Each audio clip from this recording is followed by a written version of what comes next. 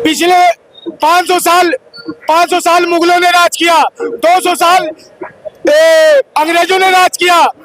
अंग्रेज को भगाने के लिए हमारे देश के क्रांतिवीरों ने आवाज उठाई, एक नारा निकाला, अंग्रेजों भारत छोड़ो, भारत देश हमारा है।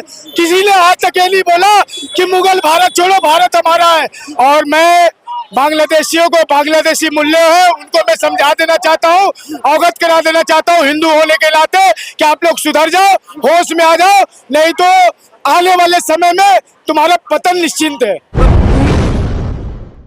नमस्कार साथियों, मौजूद है नोएडा में। आज हिंदू संगठनों द्वारा एक मार्च निकाला जा रहा है बांग्लादेश में हिंदुओं पर हो रहे अत्याचार को लेकर। उस मार्च में आए हुए हिंदू संगठन के लोगों से हमसे बातचीत करेंगे, उनकी क्या प्रतिक्रिया है जो अत्याचार वहाँ हिंदुओं पर हो रहा है। क्या प्रतिक्रिया आपकी, जो अत्याचार जब से तख्ता पलट हुआ बांग्लादेश का, जो अत्याचार हिंदुओं पर हो रहा है, पर क्या कहेंगे?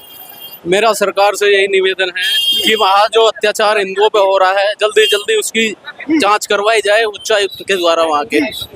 और जो हमारे हिंदू प्रताड़ित हो रहे हैं, भारत में हमारे में युवाओं में जन आक्रोश है बहुत जबरदस्त। तो प्रधानमंत्री जी ने चिंता जाहिर तो की थी अभी स्वतंत्रता दिवस पर, चिंता जाहिर की है, लेकिन जो बांग्लादेशी घुसपैठिया हमारे देश में 40 से 50 लाख हैं, उनको जल्द से जल्द देश से बाहर निकाला जाए ताकि हमारे देश में सुरक्षा बरकरार रहे। अच्छा, जो हिंदू संगठन है या भारतीय जनता पार्टी है, हिंदुओं की क्या उसके ही चिंता है? विपक्ष की तरफ से कोई ना बयान आ रहा, ना कुछ चिंता जाहिर कर रही विपक्षी पार्टियां। देखिए, ये राजनीतिक के कारण जो है विपक्षी पार्टियां चिंता जाहिर नहीं कर रही हैं, इसलिए उम्मीद ये है कि हमारे भारत के प्रधानमंत्री जी इसमें जल्दी जल्दी संज्ञान लें। और तो क्या ये जो अन्य राजनीतिक पार्टियां हैं वो हिंदुओं का वोट नहीं लेती? भाई ये नहीं बोलेंगे, सेकुलर हिंदू है, ये कभी हिंदुओं के पक्ष में कभी बोला है क्या? इन्होंने राम मंदिर के लिए इन्होंने विरोध किया। जितने भी हिंदुओं का काम है सब में विरोध करते हैं विपक्षी पार्टी के लोग। और मैं बांग्लादेशियों को, बांग्लादेशी मूल्य है उनको मैं समझा देना चाहता हूँ, अवगत करा देना चाहता हूँ हिंदू होने के नाते कि आप लोग सुधर जाओ, होश में आ जाओ, नहीं तो आने वाले समय में तुम्हारा पतन निश्चिंत है। तो हिंदू समझता क्यों नहीं है, वो बट क्यों जाता है जब ऐसे टाइम आता है? हिंदुओं को बांटने के लिए हमारी जो पार्टी के लोग हैं, हमारे जो सेकुलर नेता हैं जो भारत देश के, इन्होंने बांटने का काम कर रहे हैं। आज हिंदुओं को प्रताड़ित होने में सबसे ज्यादा अहम भूमिका है तो अपने सेकुलर हिंदुओं का है जो भारत देश में पिछले 500 साल मुगलों ने राज किया, 200 साल अंग्रेजों ने राज किया। अंग्रेज को भगाने के लिए हमारे देश के क्रांतिवीरों ने आवाज उठाई, एक नारा निकाला, अंग्रेजों भारत छोड़ो, भारत देश हमारा है। किसी ने आज तक ये नहीं बोला कि मुगल भारत छोड़ो, भारत हमारा है। मुगल गए कहाँ? वो सारे मुगल आज यही है, उसी का परिणाम हिंदुओं को भुगतना पड़ रहा है।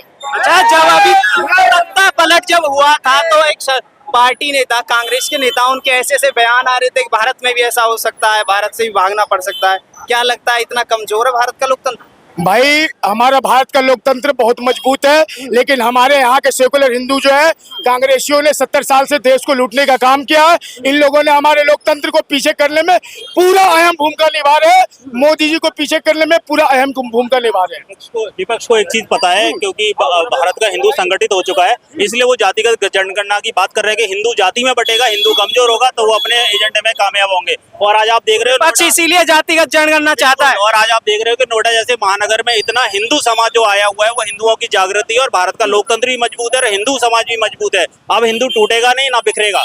और जो विपक्ष का एजेंडा है जातिगत जनगणना का, आप देखना ये भी ध्वस्त होगा। अच्छा, अभी जब पिछला चुनाव हुआ था, पूरे हिंदू क्या पूरे देश की उससे आस्था से जुड़ा हुआ एक कार्य जब हुआ था, तो उस दौरान भारतीय जनता पार्टी अयोध्या हार जाती है, तो उसमें आप क्या करोगे? देखो, अयोध्या की इसमें भी मैं आपसे एक वो बोलूंगा, अगर हम देखेंगे वो सीट फैजाबाद की थी, अयोध्या विधानसभा थी, वो भाजपा जीती थी, लेकिन फिर भी ये कहीं ना कहीं कोई ना कोई कमी जरूर रह गई है। तो वो बिल्कुल, जो वो हम लोग राजनीतिक लोग नहीं हो, भाजपा को चिंतन करना चाहिए कि वहाँ पे ऐसा क्या हुआ, कहीं ना कहीं बटे हुए हैं क्या? बिल्कुल बिल्कुल, ये तो बिल्कुल निश्चित है कि हिंदुओं को जाति में बांटा गया, कहीं आरक्षण का मुद्दा दिखाया गया, कहीं अग्निवीर के बारे में उनको गलत गाइडेंस दी गई थी, तो इस वजह से हिंदू कहीं ना कहीं भ्रमित हुआ था। लेकिन आज हिंदुओं को रियलाइज हो रहा है कि वो गलती कर चुके हैं। अब सब हिंदू संगठित हो रहे हैं। बिल्कुल बिल्कुल, हिंदू संगठित है और उसका एक जीता जाता उदाहरण ये नोएडा में आप देख रहे हैं।